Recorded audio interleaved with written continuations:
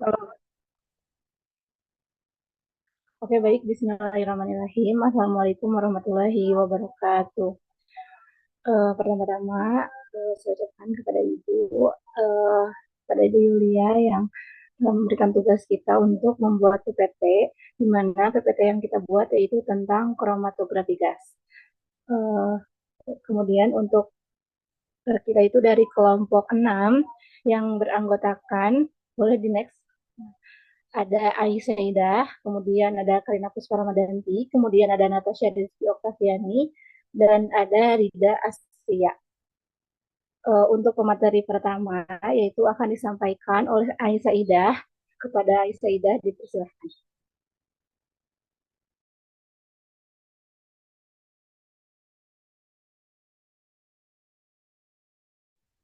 Baik, terima kasih moderator atas waktunya. Yang pertama di sini ada kromatografi gas, di mana kromatografi gas ini merupakan jenis kromatografi yang umum digunakan dalam analisis kimia untuk pemisahan dan analisis senyawa yang dapat menguap tanpa mengalami dekomposisi. Nah, kromatografi gas ini digunakan itu sangat umum, di mana mencakup pengujian kemurnian senyawa tertentu atau pemisahan komponen yang berbeda dalam suatu campuran. Prinsip dasar dari kromatografi gas itu sendiri berdasarkan pada perbedaan distribusi senyawa antara fase gerak dan fase diam. Nah, kromatografi gas ini dapat memberikan hasil yang cepat, akurat, dan efisien sehingga menjadi alat yang penting dalam berbagai laboratorium analisis kimia. Selanjutnya di sini ada jenis kromatografi gas. Terbagi menjadi dua, ada kromatografi cair-cair dan kromatografi mohon maaf, ada kromatografi gas cair dan ada juga kromatografi gas padat. Nah, pada kromatografi gas cair di sini terjadi pemisahan karena perbedaan interaksi antara molekul sampel dengan fase cair, di mana fase geraknya itu adalah gas inert yang membawa komponen sampel melalui kolom, dan pada fase diamnya itu yaitu cairan yang dilapiskan pada permukaan padat inert di dalam kolom. Contohnya itu adalah analisis senyawa organik volatil dalam udara. Kemudian untuk kromatografi gas padat itu ada fase geraknya, di mana fase geraknya itu berupa gas inert dan fase diamnya itu berupa padatan atau polimerik. Pemisahan kromatografi gas padat ini didasarkan pada proses adsorpsi, di mana molekul dalam fase gerak ini akan teradsorpsi ke permukaan padatan. Contohnya itu pada analisis senyawa yang sulit menguap dan memiliki kecenderungan untuk teradsorpsi pada permukaan padat. Selanjutnya di sini ada sejarah kromatografi gas. Kromatografi gas ini pertama kali ditemukan oleh Mikhail Twerz, di mana dia itu seorang ahli botani Rusia pada tahun 1903. Kemudian pada tahun 1940, Archer G.P. Martin dan Richard memperkenalkan konsep awal kromatografi partisi menjadi dasar perkembangan teknik kromatografi modern. Kemudian oleh Martin itu diperkenalkan juga konsep kromatografi gas cair, di mana pada tahun 1952 dan pada tahun 1970-an itu kombinasi antara kromatografi gas dengan spektrometri massa yang dia itu mulai populer. Kemudian pada saat ini kromatografi gas itu terus berkembang dengan peningkatan kecepatan analisis sensitivitas. Kemudian penggunaannya itu sudah banyak di berbagai aplikasi seperti analisis forensik, keamanan pangan, dan penelitian lingkungan. Nah, di sini ada analisis kromatografi gas.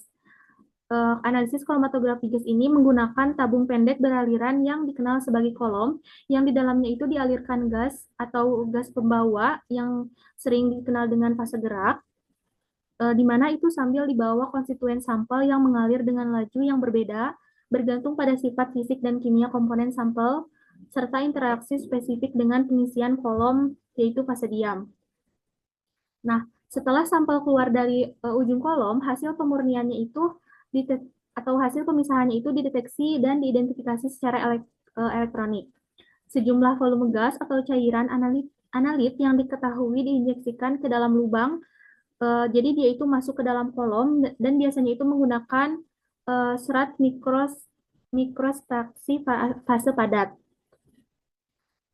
Ketika masuk ke dalam gas, pembawa, nanti itu gas pembawa itu membawa molekul analit melalui kolom, dan pergerakan ini dihambat oleh absorpsi melalui analit pada dinding kolom atau bahkan yang terikat dalam kolom. Laju proses molekul sepanjang kolom itu bergantung pada kekuatan absorpsi, yang pada gilirannya bergantung pada jenis molekul dan bahan fase diam. Nah, nanti itu sampai bahannya itu diidentifikasi berdasarkan urutan waktu elusi dari kolom dan waktu retensi analit di dalam kolom. Di sini ada instrumentasi kromatografi gas, di mana di sini ada karir gas atau gas pembawa yang gambarnya ini. Kemudian ada flow pressure control atau pengendali aliran tekanan. Kemudian di sini ada injektor, ada kolom, kemudian detektor atau pendeteksi, dan ada data sistem untuk mengumpulkan, mengolah, dan menganalisis data. Nah, untuk alatnya sendiri itu seperti ini. Mungkin cukup sekian, dikembalikan kepada moderator.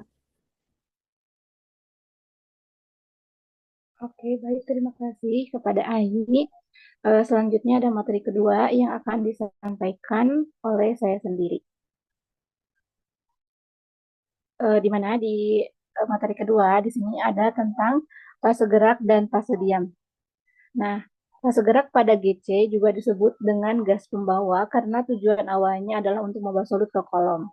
Nah, karenanya ini tuh sangat berpengaruh pada selektivitas yang dimana gitu bahwa kromatografi gas ini tuh biasanya berupa gas inert seperti helium atau gas yang tidak reaktif seperti nitrogen. Nah, fase diam berupa lapisan cairan mikroskopik atau polimer